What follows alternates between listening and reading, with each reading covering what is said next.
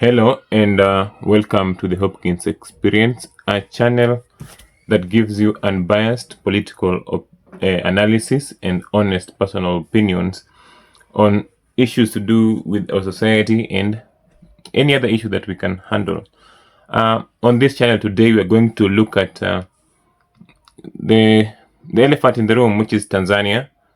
Of course, we know what is going on in Tanzania. We've had a lot of people get killed by the government. And amidst that, there was something called an election that I don't think it was one. And at the same time, the president, Tanzania has a president now who has been sworn in, who was sworn in yesterday. And we might be having the first female dictator in East Africa. So that is what we're going to look at in this video today, and discuss how the political situation in Tanzania, and not only in Tanzania, and how it affects us as Kenyans. As we know, Samia Suluhu Hassan was sworn in on 3rd of November this year in 2025.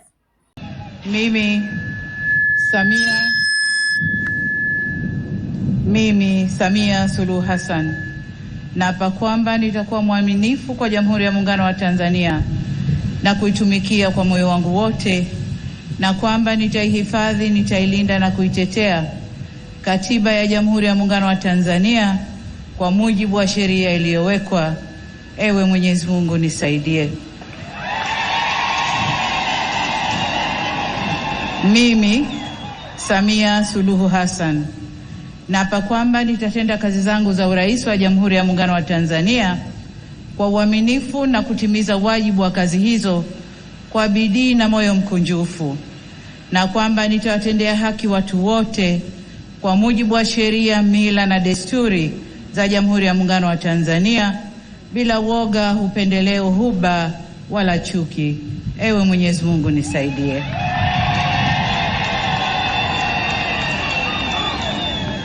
Mimi Samia Suluhu Hassan naapa kwamba katika kutekeleza madaraka niliyopewa kwa mujibu wa Katiba ya Jamhuri ya Muungano wa Tanzania, nitatetea na kudumisha umoja wa Jamhuri ya Muungano wa Tanzania kwa mujibu wa Katiba ya Jamhuri ya Muungano wa Tanzania. Ewe Mwenyezi Mungu nisaidie.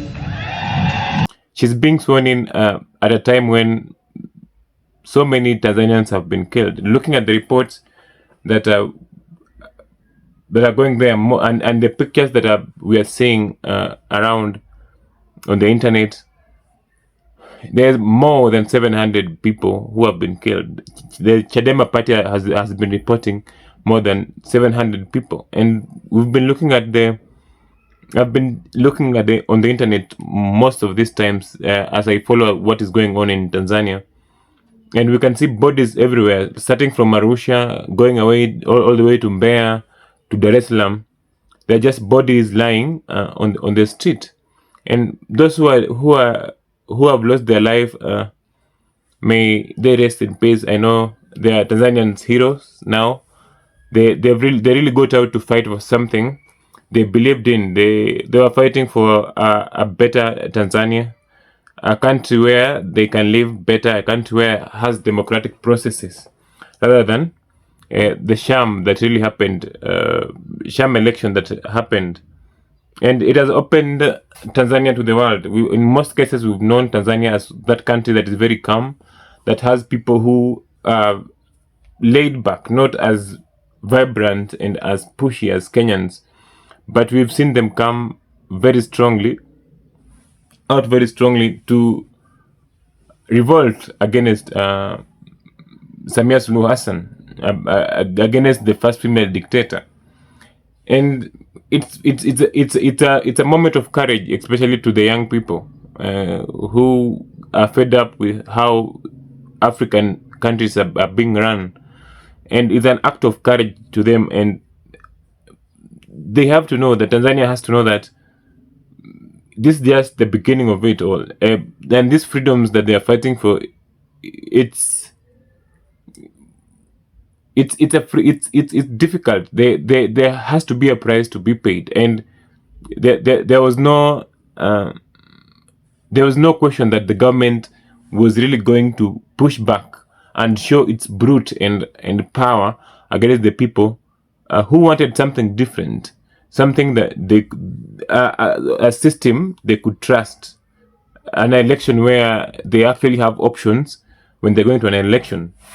And the situation in Tanzania really opens a discussion on the democratic space in East Africa and how women have been perceived the past, and how the image of women is being tarnished by Samia Suluhu Hassan. I think there's nobody now in East Africa or even in Kenya or anywhere in the world who thought that Samia was going to be this this brutal. If you see the way Tanzania is being led, yes, we know Tanzania has one of the most retrogressive constitution, a constitution that does not really care about the people but those who are in power. And now this situation should not be left to go like that. It creates a space and a platform for Tanzanians to start evaluating themselves, evaluating their system, and being ready to change for the better. It was a shame to see how the elections are conducted, and the winner being Suluhu with 98% of the votes.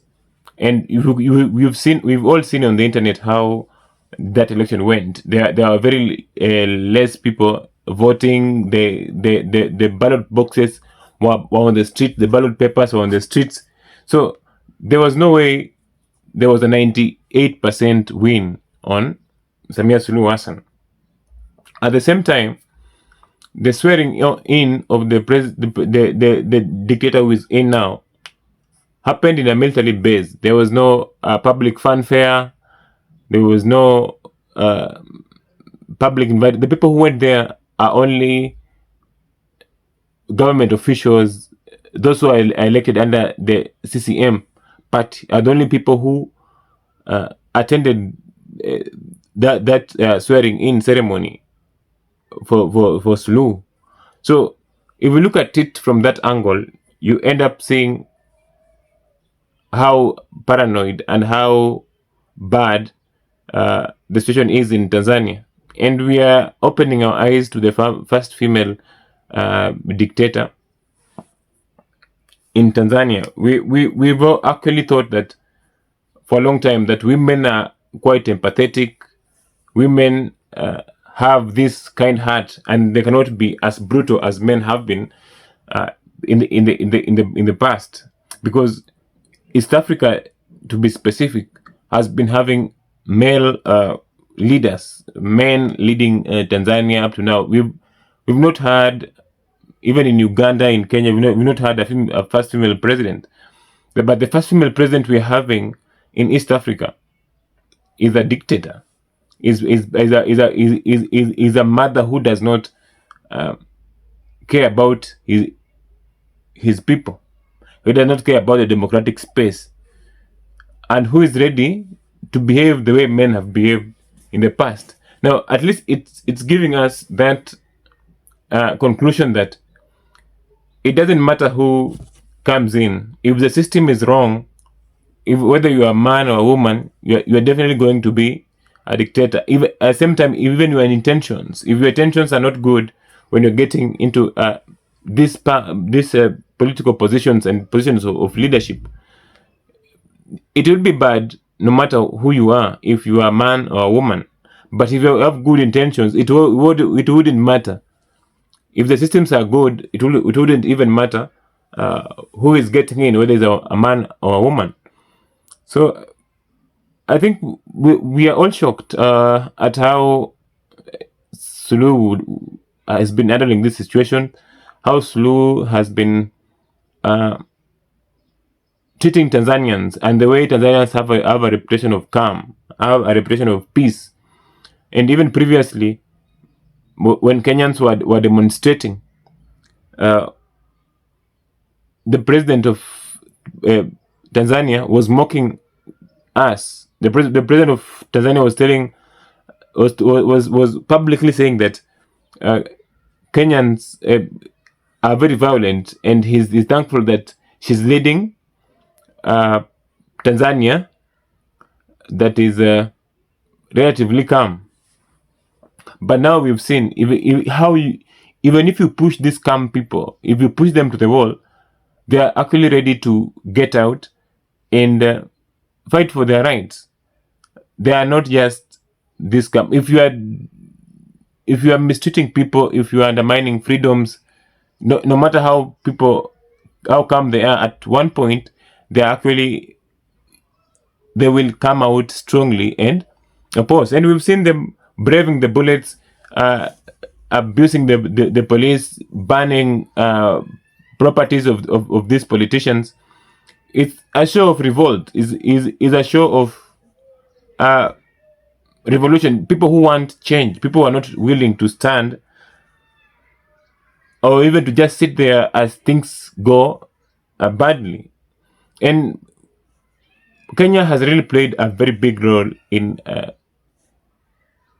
pushing Tanzanians into a revolution, in reviving an evolution in Tanzania, because Tanzanians for the longest time they have been seen as a very calm people, and Kenyans have been mocking them on the internet on how they are willing to sit as atrocities are committed against them, but they have found the courage among themselves. Amidst the mockery from Kenyans have also supported them. If you see the hashtag that have been that have been going around in social media, if you see even the Kenyan media, especially the Standard, have been highlighting the issues that are going on in Tanzania. So it's a good space for Kenyan to be there and support Tanzania up to now. Even the online campaigns, most of them are Kenyans, and as we speak now, the internet in Tanzania has been closed. There's no free flow of information, even coming in to Kenya to the other world, because there's no power, there's no electricity, there's no internet. So it means they cannot communicate. But all these communications that we've been seeing on the internet and the pictures, images, and videos, they are all been shared by Kenyans, and Kenyans are also pushing very hard to see that these issues are not swept under the rug. And we have even seen issues to do with the people pushing for ICC, so that the International Criminal Court can come to Tanzania and investigate these crimes against humanity. So this push is really nice, though lives are being lost. The government is being brutal day by day, and the government does not reduce its force. If you've been in a dictatorship, or in a country where the person who is in power loves power too much, you'll see they fight with bullets. They come in looking for people in their houses and bringing them, unaliving them and disappearing them. So the government of Tanzania, of course, is going to follow that route throughout. So this is the first woman we're seeing behaving badly, not behaving like a mother. I wish she brought her motherly qualities into Tanzania. I wish she took this opportunity to show maturity and how women leadership is something that could be celebrated. But for now, she can't be celebrated. She can't. There are things she's doing that need to be rebuked, need to be questioned on why things are going like this. How are we being a dictatorship in 2025? How are you shutting down internet in 2025? Why are we rigging elections in 2025? Why are you still suppressing Africans, and you are also an African? Let people lead themselves the way they want to without you imposing them yourself onto people. So it would be interesting to see what happens in starting today, to see what really will happen in the coming days as Suluhu commences her first term where she has been elected, because the last term she came in after Magufuli died. So I'll be keeping an eye on Tanzania for future videos and to see what is really going out there, and I'll urge more people, especially from Kenya, to look at it and appreciate where we have come from, because if you see that what is happening in Tanzania is something that Kenya went through maybe in 2007, having the post-election violence, the rigging of elections, the killing of people by police. The good thing that we've seen in Tanzania that is not turned tribal. It has not taken a tribal angle. It's only that the government fighting the people, and it is wrong that the taxes that Tanzanians are paying to their government to protect them is the same. This is the same money that is being used, the same resources that is being used to kill them, to unalive them, and to suppress their voices. So I pray for Tanzanians, if they are watching this, also pray for them and wish them well as they try to revive their country.